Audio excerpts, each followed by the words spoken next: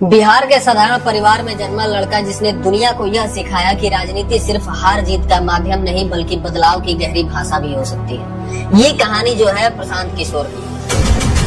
प्रशांत किशोर का जन्म 20 मार्च 1977 को हुआ रोहतास जिले के कोणार गांव में, जहां उनके पिता एक डॉक्टर और मां गृहिणी थी। सरकारी स्कूल में पढ़े प्रशांत को बचपन से ही समस्याओं को देखना और समझने की आदत थी। इन्होंने इंदिरा गांधी राष्ट्रीय मुक्त विश्वविद्यालय से पढ़ाई की और सार्वजनिक स्वास्थ्य में विशेषज्ञता हासिल की। इसके बाद लगभग 8 साल तक यूएन के तहत टीबी, पोलियो और ग्रामीण स्वास्थ्य परियोजनाओं में काम किया।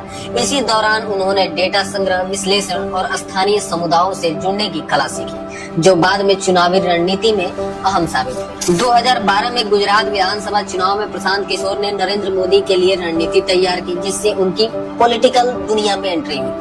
लेकिन असली टर्निंग पॉइंट तब आया जब उन्होंने 2014 के लोकसभा चुनाव में सिटीजन्स फॉर अकाउंटेबल गवर्नेंस नामक संस्थान बनाई। चाय पे चर्चा, 3D rally, run for unity ये सिर्फ अभियान नहीं, एक नया राजनीतिक प्रयोग थे, जिसमें उन्होंने नैरेटिव, जनसंवाद, सोशल मीडिया और डिजिटल डेटा को मिलाकर व्यापक रणनीति बनाई। इसके बाद उनकी टीम ने 2015 में बिहार में महागठबंधन की जीत, पंजाब में कैप्टन अमरिंदर की वापसी, अंडहरा में जगन रेड्डी की लहर, दिल्ली में आप और बंगाल में ममता बनर्जी की जीत तक का सफर तय किया। 2021 आते आते किशोर ने कहा, मैं अब पावर पॉइंट नहीं बनूंगा, मंच पर बोलूंगा।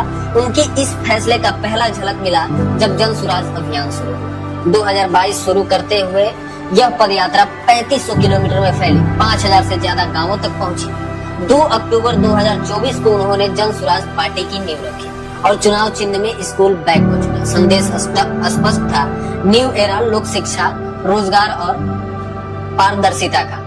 अक्टूबर 2024 की उपचुनावी लड़ाई में पार्टी 8 उम्मीदवार उतार कर उतरी, लेकिन केवल कुछ ही निशान मिले। किशोर ने कहा, एक हफ्ते में 10% वोट लाना कोई छोटा काम नहीं है।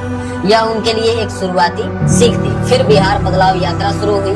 जेपी नारायण के पैतृक गांव से निकलकर उन्होंने 120 दिनों में राज्य की 243 सीटों के लिए 2-3 सभाएं रोज रखी एवं सिस्टम चेंज की मांग की। जन स्वराज के जुड़ाव का असर दिखने लगी। राजनीतिक दुनिया, पूर्व आईपीएस अधिकारी जेपी सिंह, राजनेता आरसीपी सिंह, भोजपुरी गायक रितेश पांडे जैसे चेहरे जोड़ने लगे। मगर इस सफर में चुनौतियां भी थी। हाल ही में आरा में रोड शो के दौरान किशोर की पसलियों में चोट लगी, बाद में उन्हें अस्पताल जाना पड़ा। विपक्ष ने आरोप लगाए, पीके वोट काटने आए हैं, तो किशोर ने जवाब दिया, हम किसी को काटेंगे नहीं, बस नए बिहार को जन्म देंगे। अब जब चुनावी नजदीकियां है, जन सुराज ने खुद को एनडीए मुख्य प्रतिद्वंदी बताया। हालांकि आरजेडी और कांग्रेस उनके खिलाफ लामबंद है। किशोर कहते हैं, जाति एक सच है पर इसकी परिधि ही सब कुछ नहीं। वह विकास, शिक्षा, स्वास्थ्य, रोजगार को आगे बढ़ाना चाहते हैं। प्रशांत किशोर का सफर यह बताता है कि कैसे एक डेटा विश्लेषक, सामाजिक कार्यकर्ता और रणनीतिकार एक मंच पर खड़ा हुआ नेता बने। अब सवाल यही है, क्या वह यही बदलाव ला पाएंगे जिसको उन्होंने अपनी रणनीति में देखा था? आपका क्या ख्याल है? जन सुराज बिहार के उन युवाओं में जो नई उम्मीद जगा पाएगी? नीचे कमेंट में जरूर बताइएगा। वीडियो अच्छा लगा हो तो वीडियो को लाइक करिए।